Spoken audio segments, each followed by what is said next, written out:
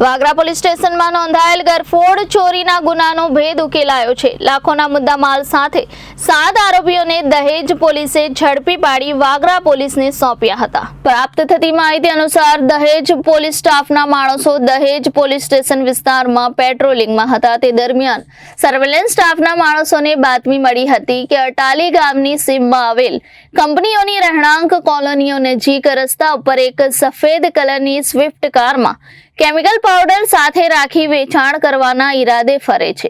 સદર બાતમી મુજબ મેહાલી સ્કૂલની પાછળ રોડ પર એક મારુતિ સુઝુકી સ્વિફ્ટ ગાડી નંબર GJ16CS 4838 ની મળી આવેલ હતી। જો ગાડીમાં 4 ઈસમો તથા આશરે 3 કિલો જેટલો કાળા કલરનો પાવડર મળી આવેલ, જે પાવડર બાબતે સદર ઈસમો પાસે પાવડરના આધાર પુરાવા કે બિલ રજૂ કરવા જણાવતા કોઈ બિલ કે આધાર પુરાવા રજૂ કરેલ ન હતા।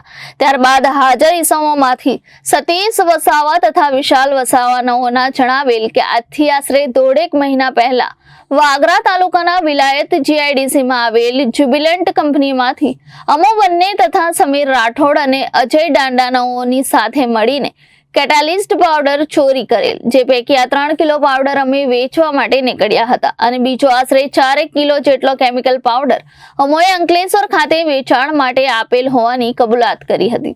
જેથી અંકલેશ્વર ખાતેથી વેચાણ આપેલ મુદ્દામાલ સાથે અન્ય 3 ઈસમોને પકડી પાડી આ બંને જગ્યા ઉપરથી સદર ઈસમોના કબજામાંથી મેળવેલ કેમિકલ પાવડર તથા અન્ય મુદ્દામાલ મળી કુલ મુદ્દામાલ રૂપિયા 11,84,000 ગણવામાં આવેલ। જે બાદ BNSS અલગ અલગ કલમો મુજબ કાયદેસરની કાર્યવાહી કરી મુદ્દામાલ તથા આરોપીઓને આગળની વધુ કાર્યવાહી માટે વાગરા પોલીસને સોંપવામાં આવ્યા હતા।